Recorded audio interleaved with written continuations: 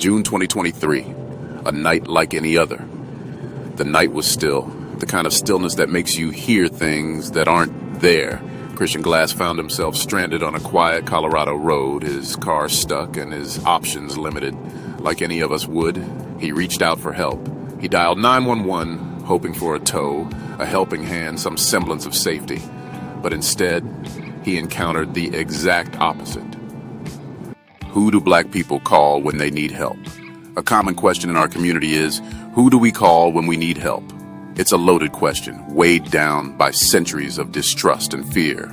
The answer isn't straightforward, because the helpers, more often than not, become harbingers of harm. This reality is painfully clear in the tragic tale of Christian Glass, a young man who sought assistance and met his end at the hands of those meant to protect. The call for help? 911, what's your emergency? Came the operator's voice, calm and detached. Christian, with a hint of desperation, explained his situation. His car was stuck, and he needed assistance to get it out. The operator assured him that help was on the way. Little did Christian know, the help he sought would soon turn into a nightmare. When the officers arrived, things quickly took a turn for the worse. Christian, anxious and alone, held a small knife. It wasn't a weapon of aggression, but a tool, a comfort. He didn't brandish it or threaten anyone. He merely held it, perhaps to feel some semblance of control in an increasingly hostile situation.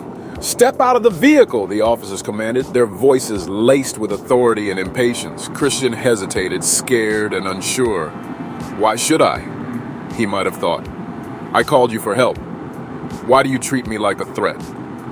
Why did the officers escalate the situation? Why was there no attempt to de-escalate, to understand the fear in Christian's eyes? Why was a man with a knife held in a non-threatening manner deemed so dangerous that he needed to be shot?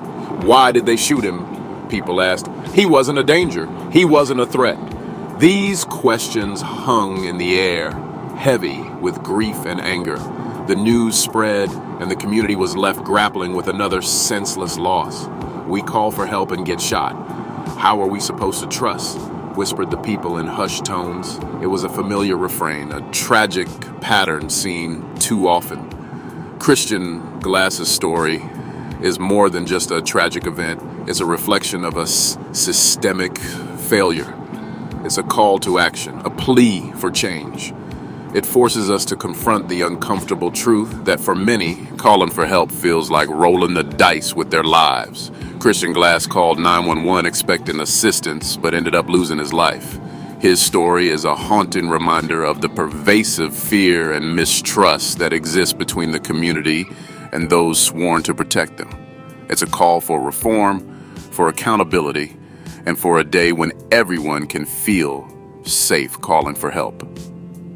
Who do we call when the protectors become the persecutors? He needed a hand to pull him out, not a bullet to take him down. We call for help and get met with hostility. How can we trust? Christian's story isn't just about him. It's about all of us living in fear of those meant to serve and protect. Why did they shoot him? A question that echoes with every senseless act of violence by those in uniform.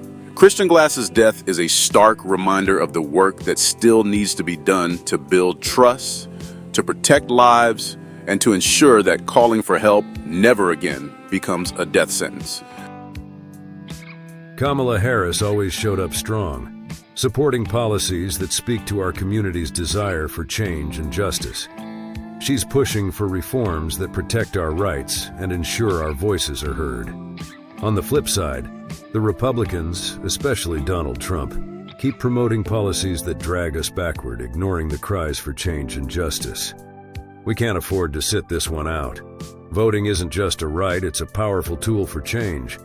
Our community has seen too much injustice, and now is the time to stand up, be counted, and demand a better future. Let's make sure our voices echo loudly in those voting booths, because every vote is a step towards justice. Support the channel. Subscribe, like, comment, and share.